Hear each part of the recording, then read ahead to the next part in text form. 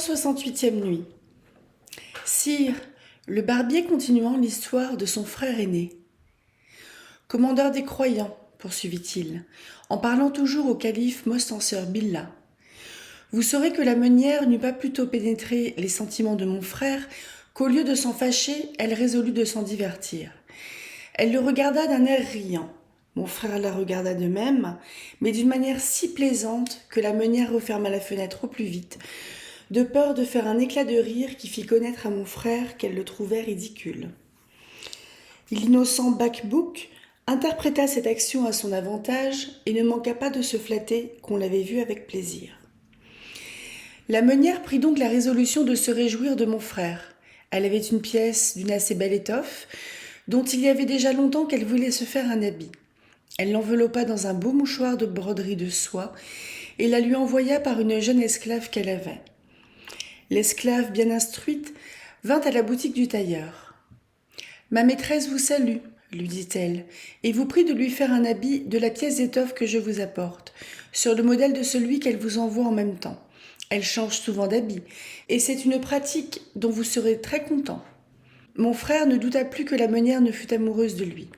Il crut qu'elle ne lui envoyait du travail, immédiatement après ce qui s'était passé entre elle et lui, qu'afin de lui marquer qu'elle avait lu dans le fond de son cœur et de l'assurer du progrès qu'il avait fait dans le sien.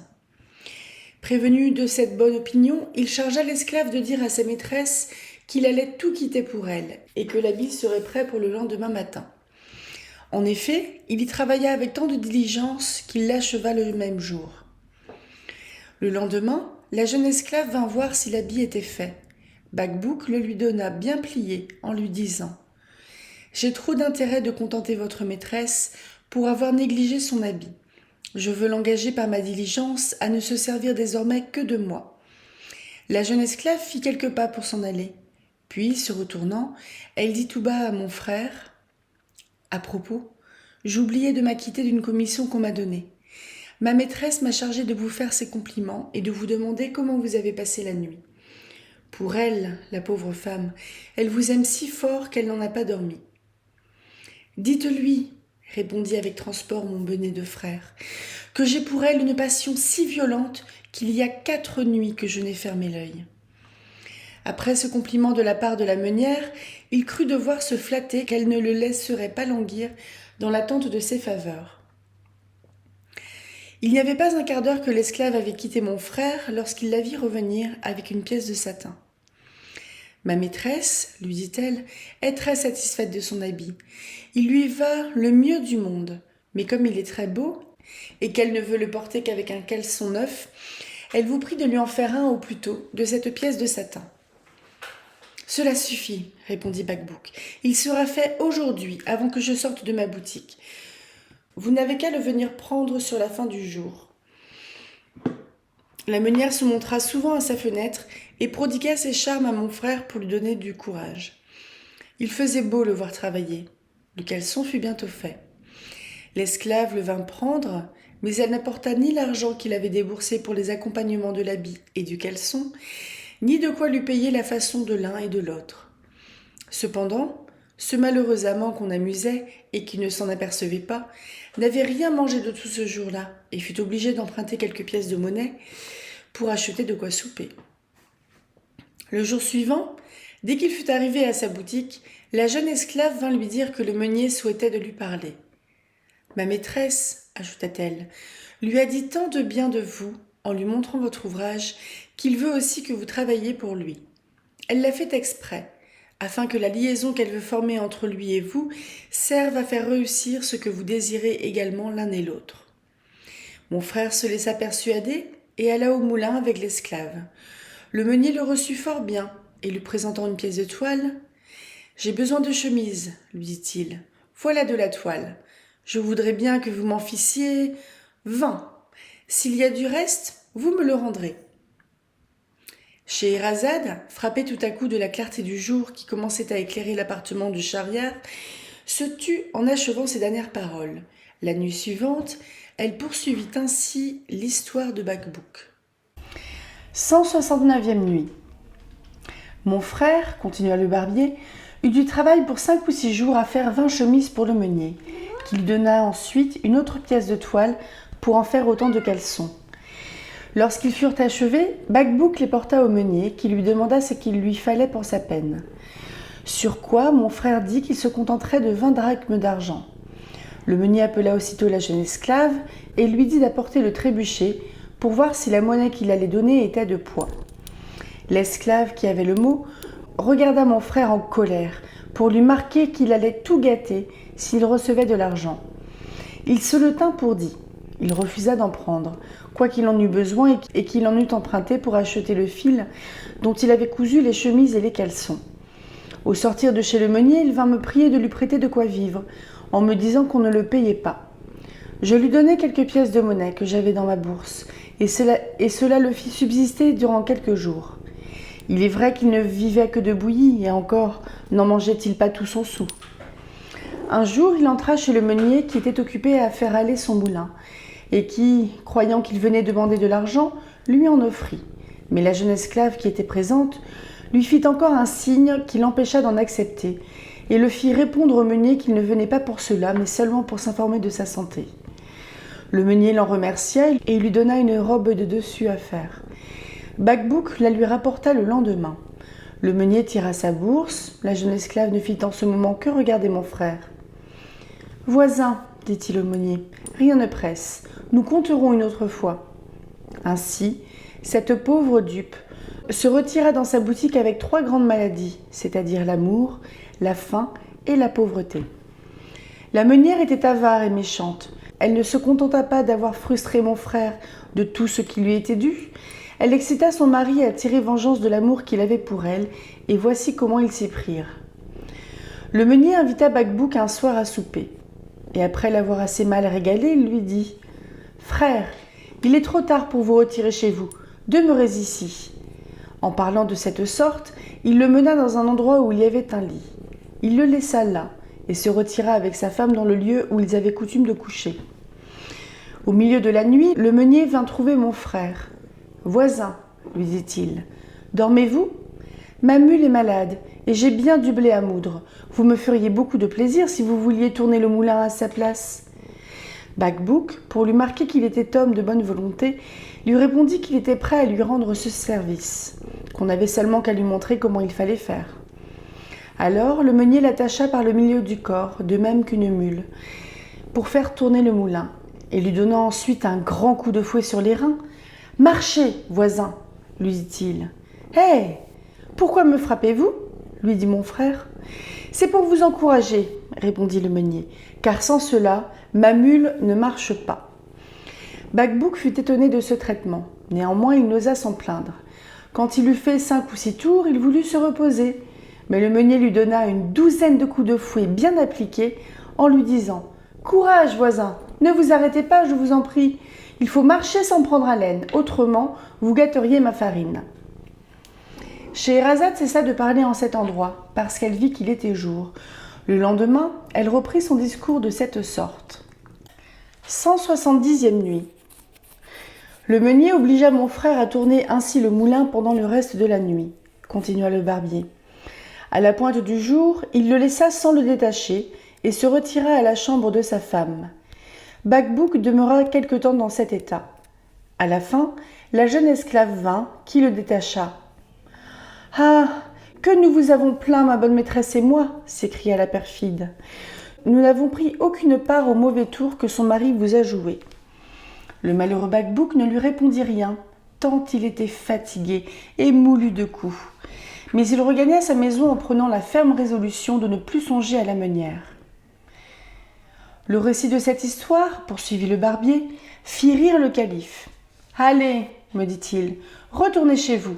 On va vous donner quelque chose de ma part pour vous consoler d'avoir manqué le régal auquel vous vous attendiez. »« Commandeur des croyants, repris-je, je supplie votre majesté de trouver bon que je ne reçoive rien qu'après lui avoir raconté l'histoire de mes autres frères. » Le calife, m'ayant témoigné par son silence qu'il était disposé à m'écouter, je continuai en ces termes.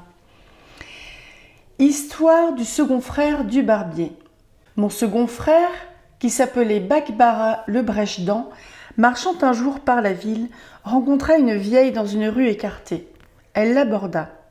« J'ai, lui dit-elle, un mot à vous dire. Je vous prie de vous arrêter un moment. » Il s'arrêta en lui demandant ce qu'elle lui voulait.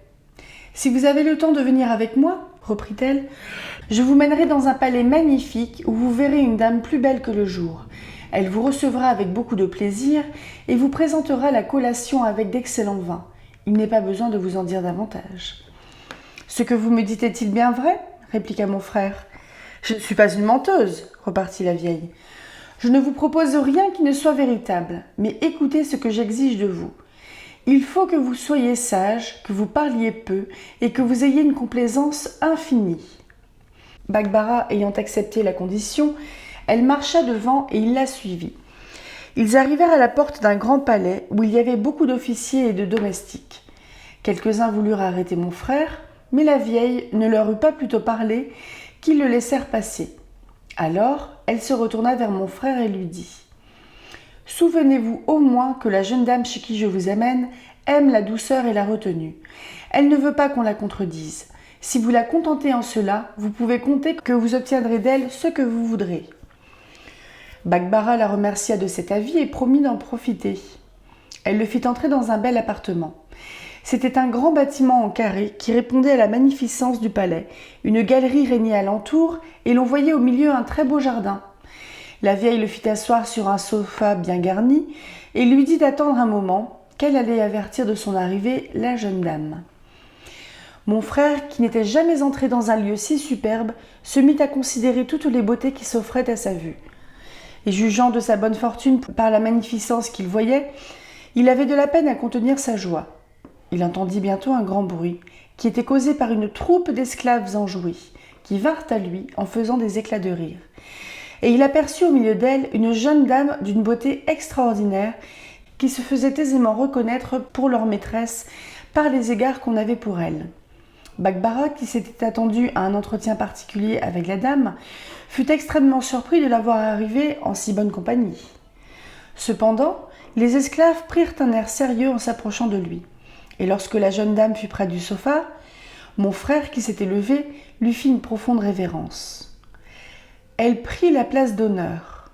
Puis, l'ayant prié de se remettre à la sienne, elle lui dit d'un ton riant « Je suis ravie de vous voir et je vous souhaite tout le bien que vous pouvez désirer. »« Madame, répondit Bakbarah, je ne puis en souhaiter un plus grand que l'honneur que j'ai de paraître devant vous. »« Il me semble que vous êtes de bonne humeur, répliqua-t-elle, et que vous voudrez bien que nous passions le temps agréablement ensemble. » Elle commanda aussitôt que l'on servit la collation. En même temps, on couvrit une table de plusieurs corbeilles de fruits et de confitures. Elle se mit à table avec les esclaves et mon frère. Comme il était placé vis-à-vis d'elle, quand il ouvrait la bouche pour manger, elle s'apercevait qu'il était brèche-dents, et elle le faisait remarquer aux esclaves, qui en riaient de tout leur cœur avec elle. Bakbarah, qui de temps en temps levait la tête pour la regarder et qui la voyait rire, s'imagina que c'était de la joie qu'elle avait de sa venue, et se flatta que bientôt elle écarterait ses esclaves pour rester avec lui, sans témoin.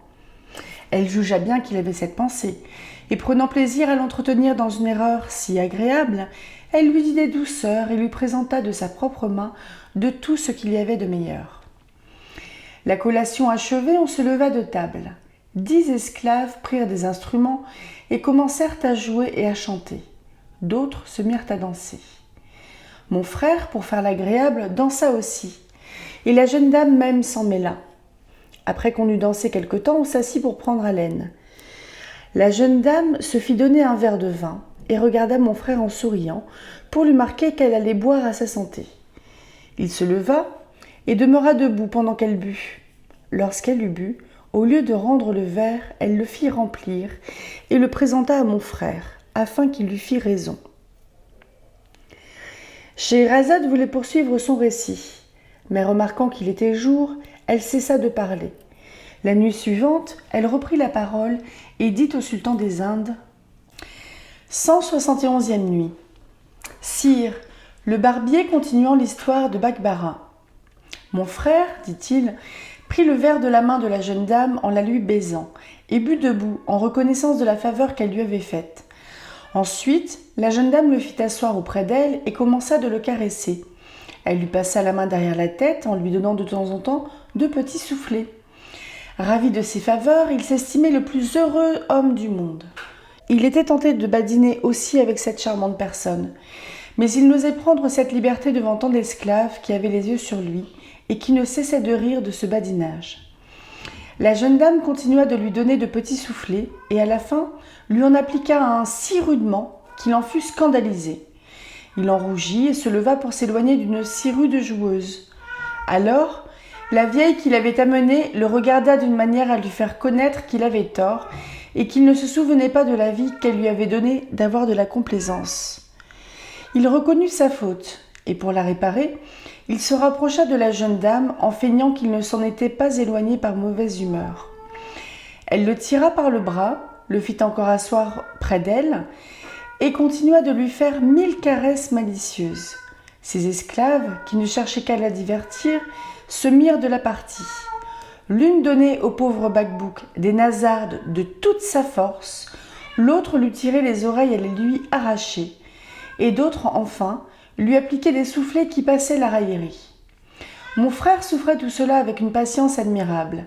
Il affectait même un air gai, et regardant la vieille avec un sourire forcé, « Vous l'avez bien dit, disait-il, que je trouverais une dame toute bonne, toute agréable, toute charmante, que je vous ai d'obligation. » « Ce n'est rien encore que cela, lui répondit la vieille. « Laissez faire, vous verrez bien autre chose. » La jeune dame prit alors la parole et dit à mon frère, « Vous êtes un brave homme. Je suis ravie de trouver en vous tant de douceur et tant de complaisance pour mes petits caprices, et une humeur si conforme à la mienne. »« Madame, repartit Bakbarah, charmé de ce discours, je ne suis plus à moi, je suis tout à vous, et vous pouvez, à votre gré, disposer de moi. »« Que vous me faites de plaisir, répliqua la dame. En me marquant tant de soumission, je suis contente de vous et je veux que vous le soyez aussi de moi. Qu'on lui apporte, ajouta-t-elle, le parfum et l'eau de rose. » À ces mots, 2 esclaves se détachèrent et revinrent bientôt.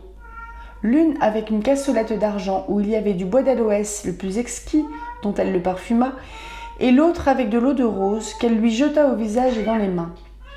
Mon frère ne se possédait pas, tant il était aise de se voir traité si honorablement.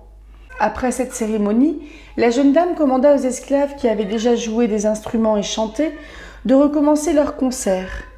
Elles obéirent et pendant ce temps-là, la dame appela une autre esclave et lui ordonna d'emmener mon frère avec elle en lui disant « Faites-lui ce que vous savez, et quand vous aurez achevé, ramenez-le-moi. » Bakbarah, qui entendit cet ordre, se leva promptement et s'approchant de la vieille, qui s'était aussi levée pour accompagner l'esclave et lui, il la pria de lui dire ce qu'on lui voulait faire. « C'est que notre maîtresse est curieuse, lui répondit tout bas la vieille. Elle souhaite de voir comment vous seriez fait déguisé en femme. Et cet esclave, qui a ordre de vous mener avec elle, va vous peindre les sourcils, vous raser la moustache et vous habiller en femme. » « On peut me peindre les sourcils tant qu'on voudra, répliqua mon frère.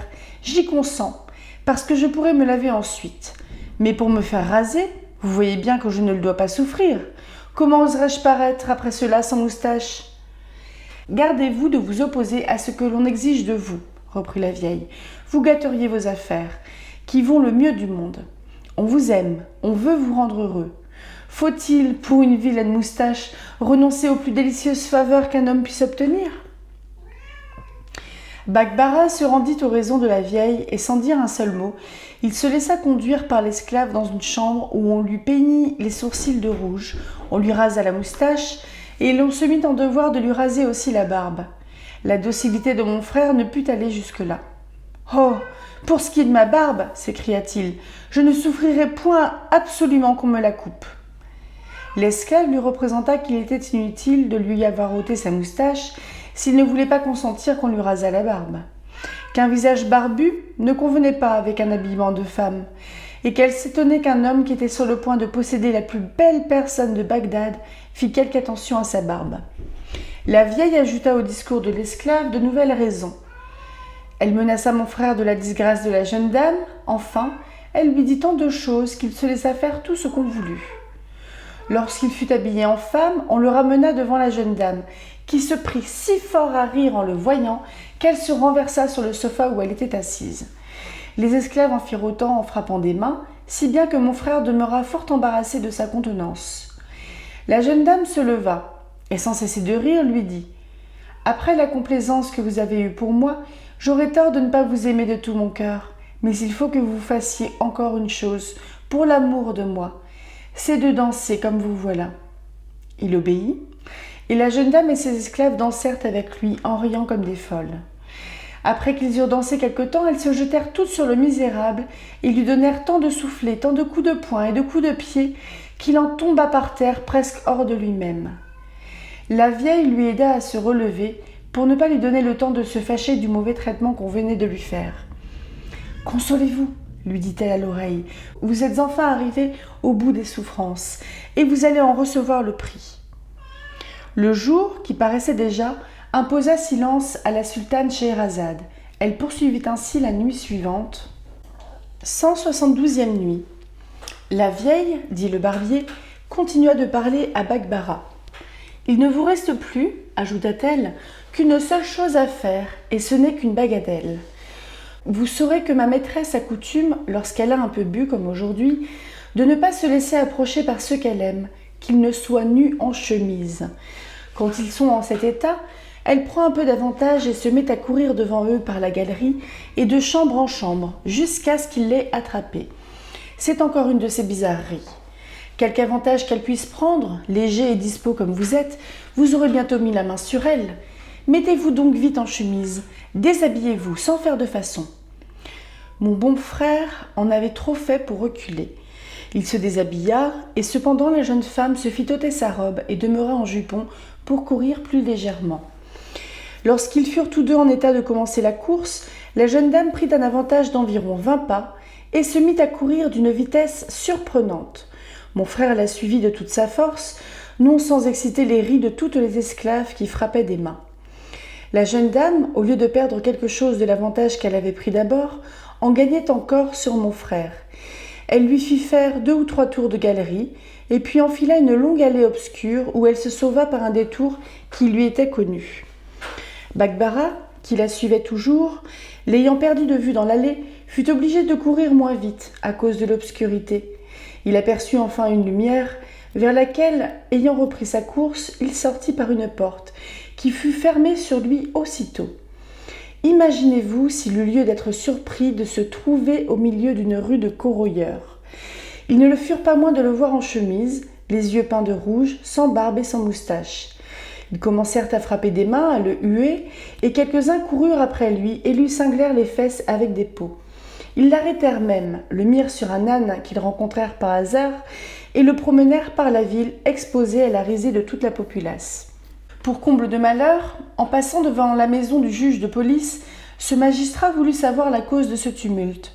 Les corroyeurs lui dirent qu'ils avaient vu sortir mon frère, dans l'état où il était, par une porte de l'appartement des femmes du grand vizir qui donnait sur leur rue.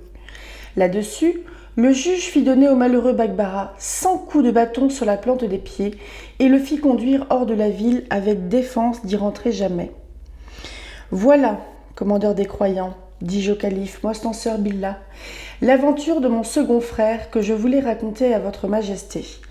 Il ne savait pas que les dames de nos seigneurs les plus puissants se divertissent quelquefois à jouer de semblables tours aux jeunes gens qui sont assez sots pour donner dans de semblables pièges. » Scheherazade fut obligée de s'arrêter en cet endroit, à cause du jour qu'elle vit paraître. La nuit suivante, elle reprit sa narration et dit au sultan des Indes « 173e nuit. Sire, le barbier, sans interrompre son discours, passa à l'histoire de son troisième frère. Histoire du troisième frère du barbier. Commandeur des croyants, dit-il au calife, mon troisième frère, qui se nommait Bakbak, était aveugle, et sa mauvaise destinée l'ayant réduit à la mendicité, il allait de porte en porte demander l'aumône. Il avait une si longue habitude de marcher seul dans les rues qu'il n'avait pas besoin de conducteur.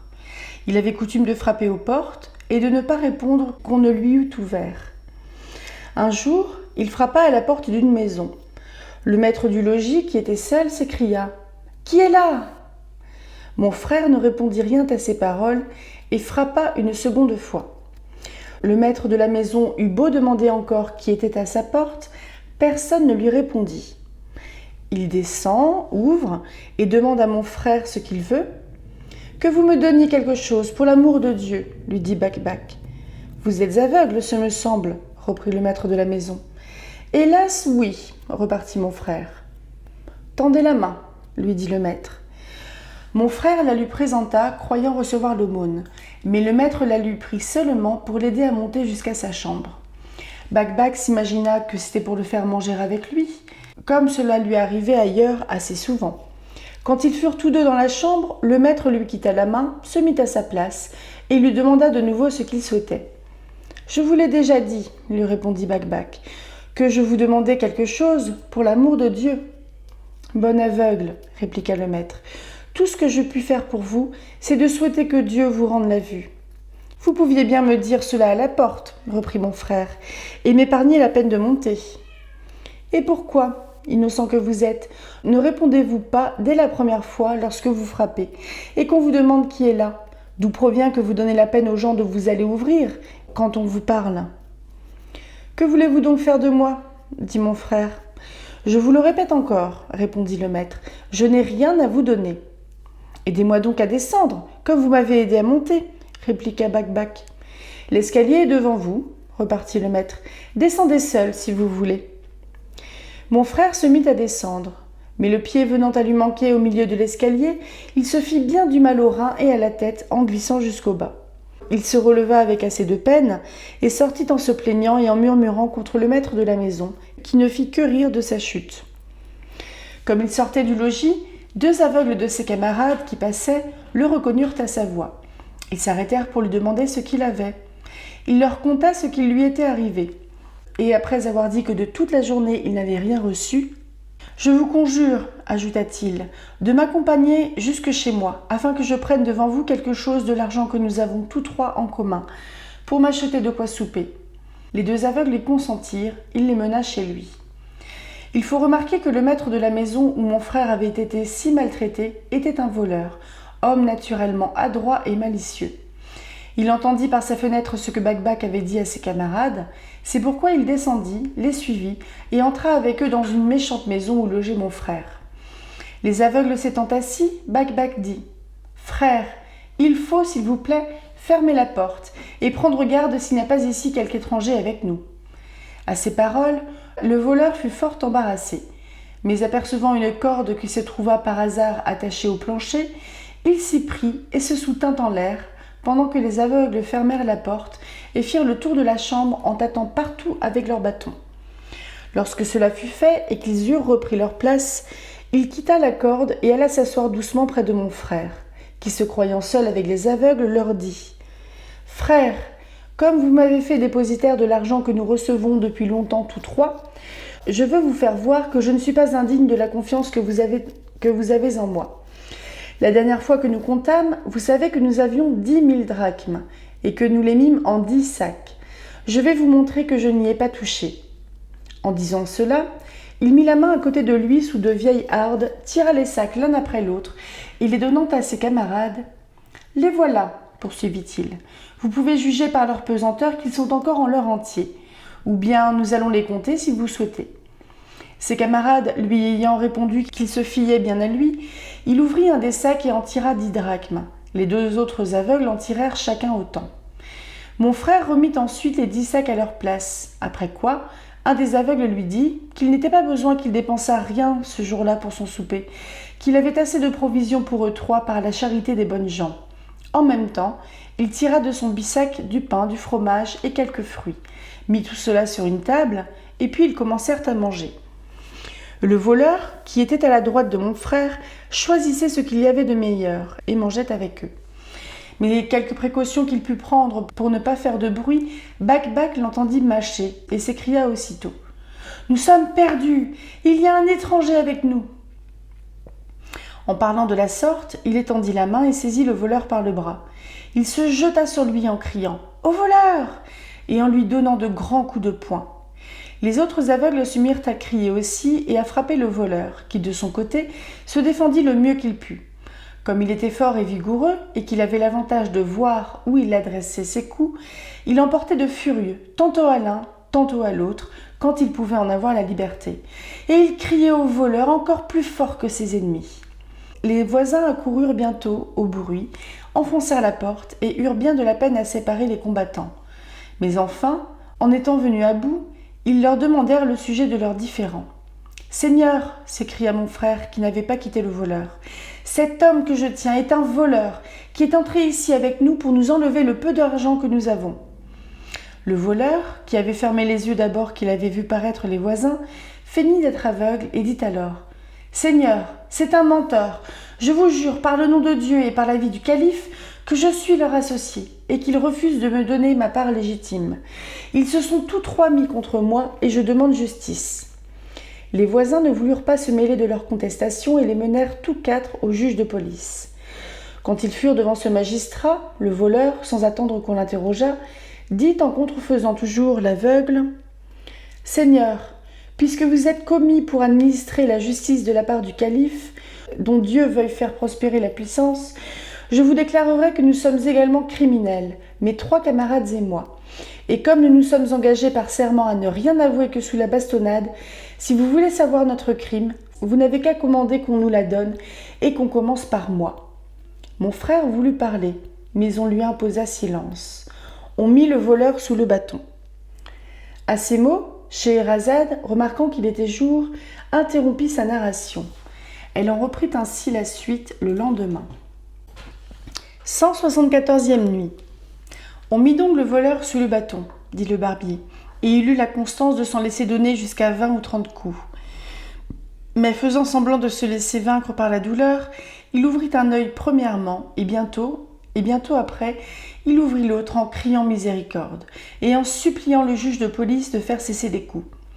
Le juge, voyant que le voleur le regardait les yeux ouverts, en fut fort étonné. « Méchant, lui dit-il, que signifie ce miracle ? » « Seigneur, répondit le voleur, je vais vous découvrir un secret important, si vous voulez me faire grâce et me donner pour gage que vous me tiendrez parole l'anneau que vous avez au doigt et qui vous sert de cachet. Je suis prêt à vous révéler tout le mystère. » Le juge fit cesser les coups de bâton, lui remit son anneau et promit de lui faire grâce. « Sur la foi de cette promesse, reprit le voleur, je vous avouerai, Seigneur, que mes camarades et moi, nous voyons fort clair tous quatre. Nous feignons d'être aveugles pour entrer librement dans les maisons et pénétrer jusqu'aux appartements des femmes où nous abusons de leur faiblesse. Je vous confesse encore que par cet artifice, nous avons gagné 10 000 drachmes en société. J'en ai demandé aujourd'hui à mes confrères 2500 qui m'appartiennent pour ma part. Ils me les ont refusés parce que je leur ai déclaré que je voulais me retirer et qu'ils ont eu peur que je ne les accusasse et sur mes instances à leur demander ma part, ils se sont jetés sur moi et m'ont maltraité de la manière dont je prends à témoin les personnes qui nous ont amenés devant vous. J'attends votre justice, Seigneur, que vous me ferez livrer vous-même les 2500 drachmes qui me sont dus.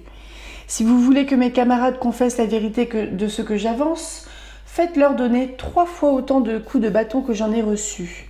Vous verrez qu'ils ouvriront les yeux comme moi. Mon frère et les 2 autres aveugles voulurent se justifier d'une imposture si horrible.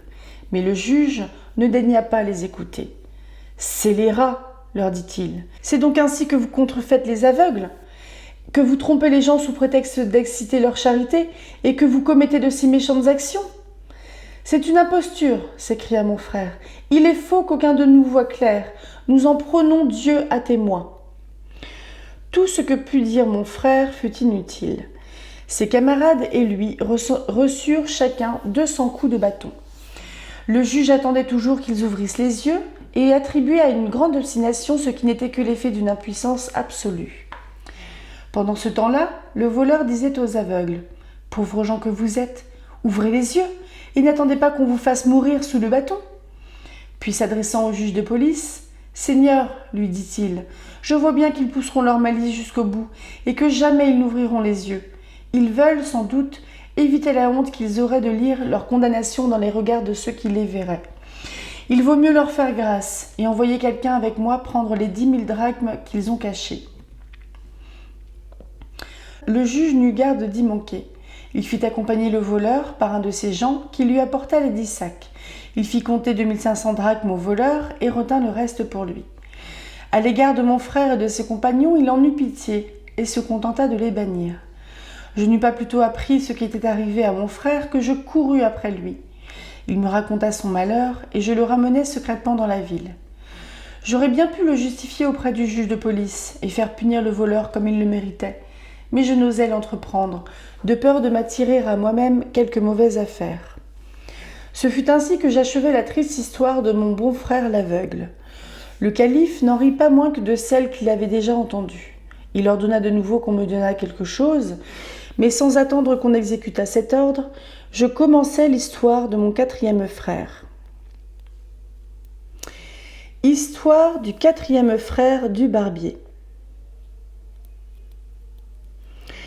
Alcouz était le nom de mon 4e frère. Il devint borgne à l'occasion que j'aurai l'honneur de dire à votre majesté. Il était boucher de profession. Il avait un talent particulier pour élever et dresser des béliers à se battre, et par ce moyen, il s'était acquis la connaissance et l'amitié des principaux seigneurs qui se plaisent à voir ces sortes de combats, et qui ont pour cet effet des béliers chez eux. Il était par ailleurs fort achalandé.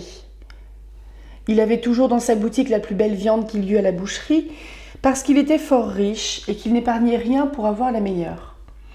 Un jour qu'il était dans sa boutique, un vieillard qui avait une longue barbe blanche vint acheter 6 livres de viande, lui en donna l'argent et s'en alla. Mon frère trouva cet argent si beau, si blanc et si bien monnayé qu'il le mit à part dans un coffre en un endroit séparé. Le même vieillard ne manqua pas, durant 5 mois, de venir prendre chaque jour la même quantité de viande et de la payer en pareille monnaie que mon frère continua de mettre à part. Au bout de 5 mois, Alcouz, voulant acheter une quantité de moutons et les payer en cette belle monnaie, ouvrit le coffre. Mais au lieu de la trouver, il fut dans un étonnement extrême de ne voir que des feuilles coupées en rond à la place où il l'avait mise. Il se donna de grands coups à la tête, en faisant des cris qui attirèrent bientôt les voisins, dont la surprise égala la sienne lorsqu'ils eurent appris de quoi il s'agissait.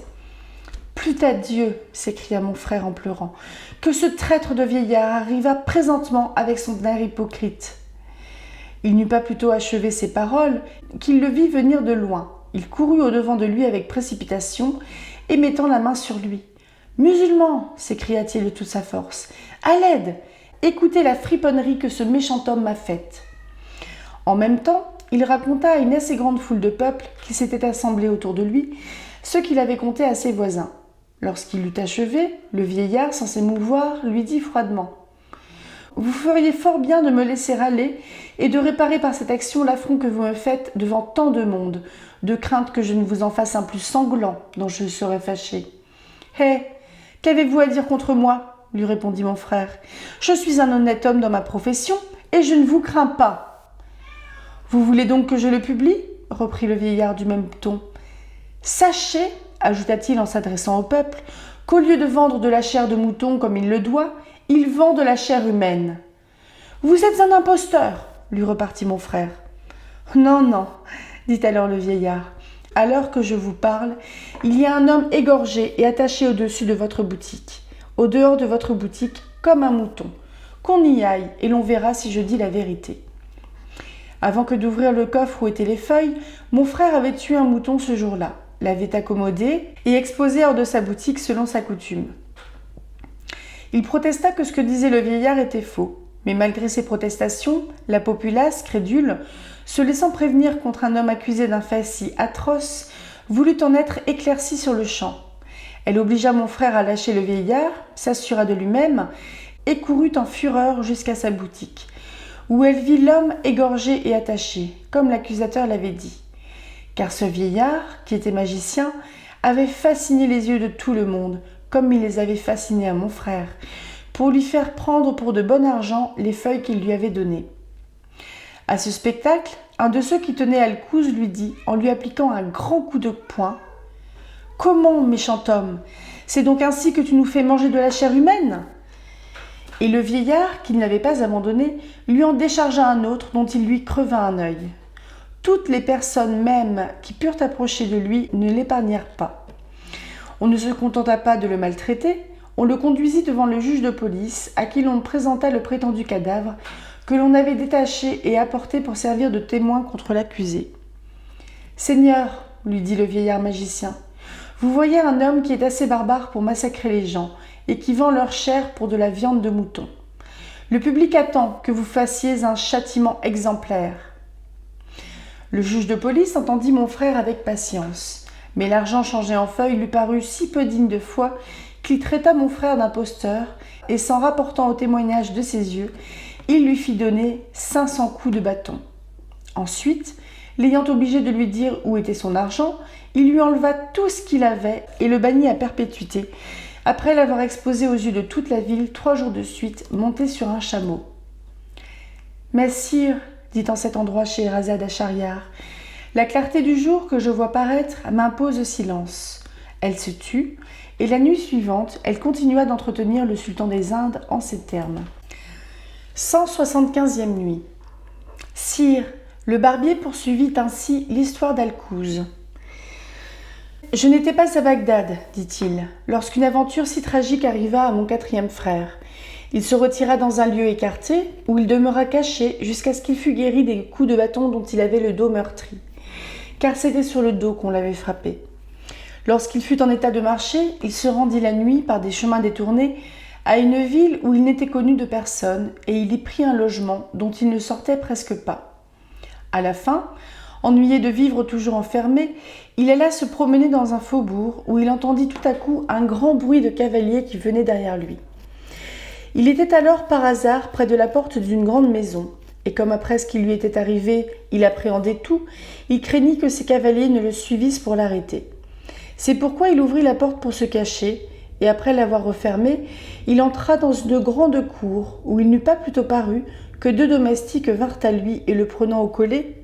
« Dieu soit loué, lui dirent-ils, de ce que vous venez vous-même vous livrer à nous.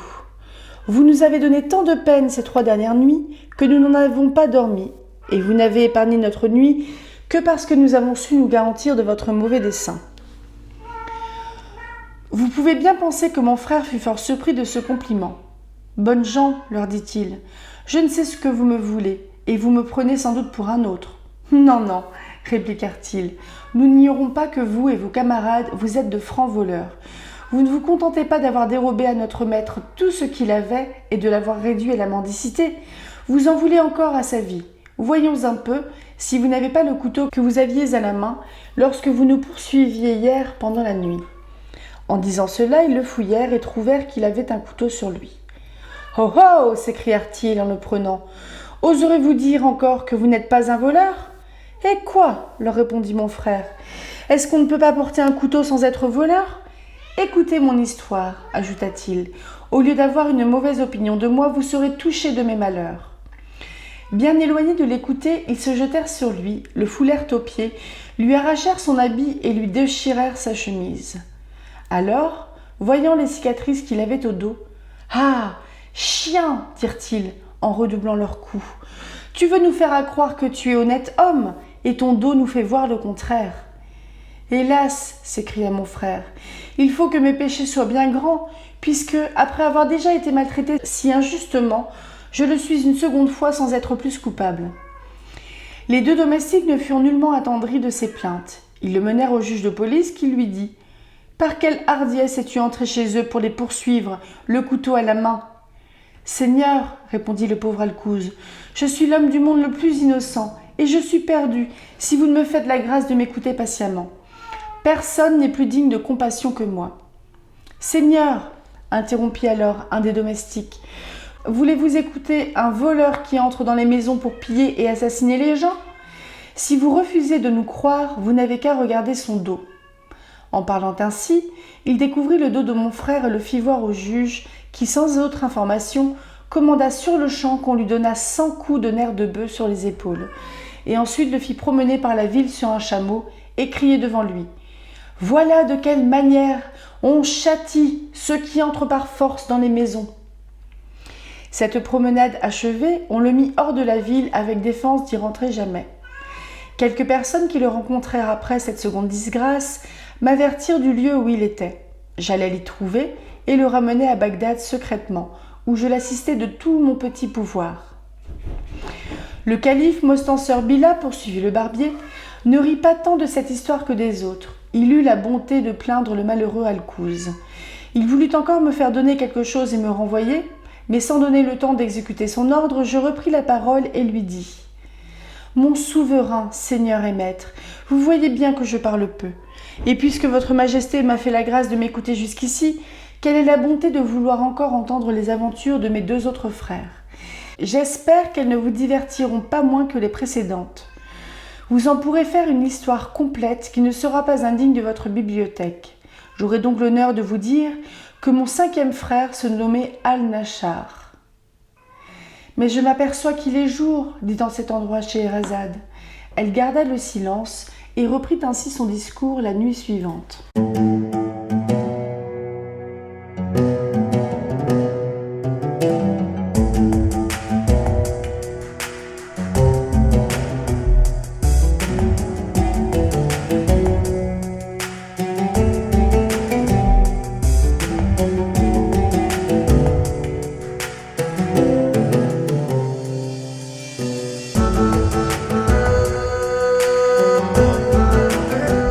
Bonjour et bienvenue dans le dernier vlog lecture sur le premier volume des 1000 et une nuits.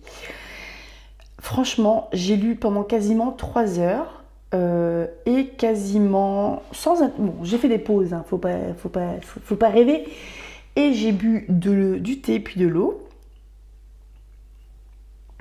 À la vôtre. Je comprends pas en fait comment est coupé entre guillemets le volume 2. Parce que je trouve que là, ça clôt vraiment... Enfin, l'histoire du volume 1, pardon. Parce que c'est assez absurde, en fait, qu'il lance 2 autres nuits et que le volume 2, en fait, il arrive des mois ou des années plus tard. Ça a été publié de 1704 à 1717, ce qui veut bien dire qu'il y a eu quand même des grosses interruptions entre 2 volumes. Et que du coup les gens ils ont dû attendre. Je trouve l'histoire du barbier et de ses frères assez rigolote parce qu'au final c'était la pipelette en fait qui n'arrêtait pas de causer et en fait il ne laisse même pas le temps au calife de lui dire bon c'est bon, rentre chez toi. On a l'impression qu'il retient quasiment tout le calife, la cour de justice et compagnie, les autres là qui sont accusés du meurtre du bossu, qu'il les retient en otage. Donc ça me fait pas mal marrer parce que là c'est, si on se réfère un peu à Scheherazade, c'est comme si elle l'avait capté, Shahriar, comme si elle l'a sous son emprise. Et on va dire symboliquement dans l'espèce de couple un peu étrange, on dirait toxique de nos jours, qu'ils forment, et bien je trouve que là, en fait, elle dit au final, je viens de prendre la main. Donc il a toujours le droit de vie et de mort, il ne communique toujours pas sur est-ce qu'elle va vivre de nouveau une journée et pouvoir continuer son histoire, mais je trouve qu'elle a pris la main. J'ai bien aimé ces dernières histoires. Comme ça a duré vachement, je sais pas quand ça a commencé. Je pense que je ferai un article sur le blog qui ferait un récap des histoires et quelles nuits correspondent dans ce volume-là que je lis et dans les vidéos que j'ai faites. Et que du coup, par rapport ne les réécoutez pas les vidéos, je pense que ça sert à rien. Mais pour les futurs auditeurs, ils sauront que telle vidéo c'est ça, telle vidéo c'est ça. Je pense que c'est pas trop con. Parce que sinon ça fait fouillis, je trouve. Pourtant je suis pas quelqu'un de très rangé ni de très organisé, mais je suis assez sceptique en fait sur la manière dont les 1000 et une nuits ont pu être transmises de cette manière-là au public. Parce que ça fait vraiment feuilleton, c'est Santa Barbara. C'est un truc qui n'a pas de fin et qui maintient une espèce de suspense comme ça, avec des épisodes qui se closent, des épisodes qui se closent et une autre histoire qui continue après. Il n'y a pas eu tant que ça d'histoires qui se sont achevées avec la nuit. J'ai pas l'impression. J'ai l'impression qu'il y en a eu 2 ou 3, maxi. Vous me direz si vous avez de meilleurs souvenirs que moi. Parce que là, je suis fatiguée, j'en peux plus. J'ai bien aimé et en fait, je sais pas si on aura plus d'interaction entre Shahryar, parce que là, Shahryar, il a parlé, attention. Hein. Bon, il lui a pas dit s'il allait la laisser vivre ou pas, mais il lui a quand même parlé. Et j'aimerais bien, en fait, ça me manque un peu les interactions entre Scheherazade et Shahryar. Ça m'intrigue. Je trouve que c'est une porte ouverte à la fanfic de taré. Je sais pas si ça pourrait m'attirer ou pas. À tout bientôt. Merci de m'avoir accompagné dans cette aventure et des nouveaux contes la semaine suivante avec Grimm. Je sais plus qui c'est. Je crois que Blanche-Neige arrive très rapidement. Au revoir.